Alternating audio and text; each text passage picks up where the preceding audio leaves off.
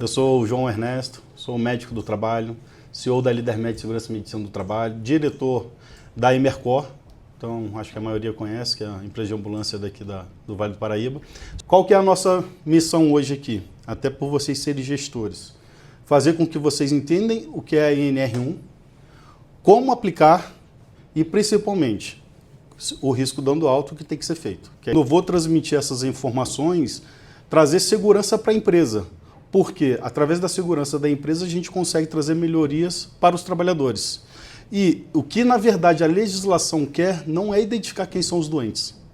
Quer identificar quais são os fatores agressores ou estressores dentro da empresa que possam levar a algum transtorno mental.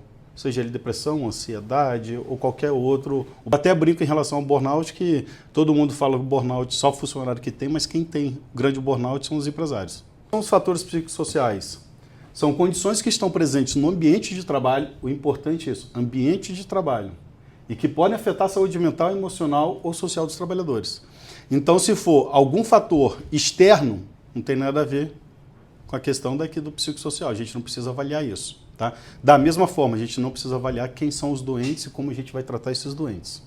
Qual é a probabilidade daquele risco estando presente de gerar uma doença? E essa doença, aí a gente vai para o lado da severidade, cruzar com ela para saber em relação à mortalidade. Minha empresa é uma fábrica de doentes, ou seja, a maioria das pessoas estão com medo de mapear porque vão ter esse entendimento. E daí, o que eles pensam? Principalmente os pequenos e médios empresários, que agora ferrou tudo. Além de ser uma fábrica de louco, eu vou ter que pagar mais ao pessoal, vou ter que investir em treinamento, e não vou ter dinheiro para isso, eu vou à falência e vou acabar sendo preso. Mas, na verdade, a ideia não é essa. A ideia é que o governo está te dando a oportunidade de você, pela primeira vez, em muitas das empresas, escutar os seus trabalhadores, qual é a visão deles que eles estão tendo em relação à sua empresa, à organização da tua empresa. Eu sempre brinco dessa forma. Muitas vezes o empresário acha que hora extra para o trabalhador é interessante. Só que ele nunca perguntou para o trabalhador se é mais importante para ele realmente aumentar o contra-cheque ou se é pegar o filho na escola. E isso gera transtorno. Então, muitas vezes o cara é sozinho, o filho fica com a mãe, ele tem um horário para pegar a mãe porque a mãe vai entrar num plantão à noite, por exemplo. Aí você chega para o cara e fala assim, bicho, eu preciso que você fique aí. Só que fazer isso uma vez, duas vezes, tudo bem. O problema é que tem empresas que fazem rotineiramente. Um cara desse é doido, porque, cara, se eu não seguir o que ele está mandando eu fazer, eu vou ser demitido. Eu preciso do dinheiro para sustentar meu filho. E a minha mãe, como é que faz? E daí começa a endoidar a cabeça do cara. E a gente precisa começar a ter esses olhares. Tá? E o que o governo e a legislação querem? Evidências de ações, plano estruturado, acompanhamento e, principalmente, os registros de tudo isso. Por exemplo, nós vamos registrar aqui para vocês já. Isso aqui já é um plano de ação. Tá? Através dos dados, terá oportunidade clara de melhoria. Redução do absenteísmo, redução do turnover, aumentar a performance do pessoal, fortalecem a cultura, que eu vejo que vocês estão trabalhando bastante isso aqui, e redução de, principalmente, riscos trabalhistas. E o que fazer imediatamente? Analisou, treinar a liderança. Trazendo isso aqui que vocês estão fazendo, a consciência do que precisa ser mudado. Tá?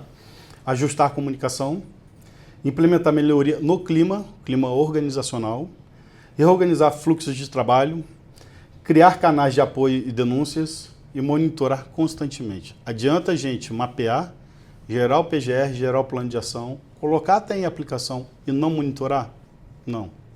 E daí uma dúvida que eu tenho visto muito também, principalmente nas redes sociais. Quando que eu vou medir novamente? Minha indicação, sempre que terminar um plano de ação. Então, eu gosto sempre de dar o exemplo do assédio porque fica mais fácil de vocês entenderem. Vamos imaginar, escuta nos corredorzinhos que tem um assediador aqui. Só que ele não tem certeza, não tem dados para isso. Quando vê um mapeamento ou no canal de denúncia vem a denúncia dessa, vocês concordam que esse plano de ação pode ser realizado em um único dia?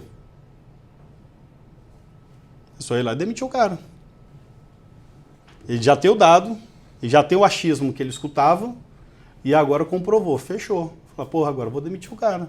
plano de ação de um dia. Gastou dinheiro com isso? Não, mas resolveu o problema. Quando vai mapear no caso desse, espera passar um mês, o pessoal normalizar, mapeia de novo, ver se sumiu o assédio. Vou trazer outra prática, que tem essa questão da mudança.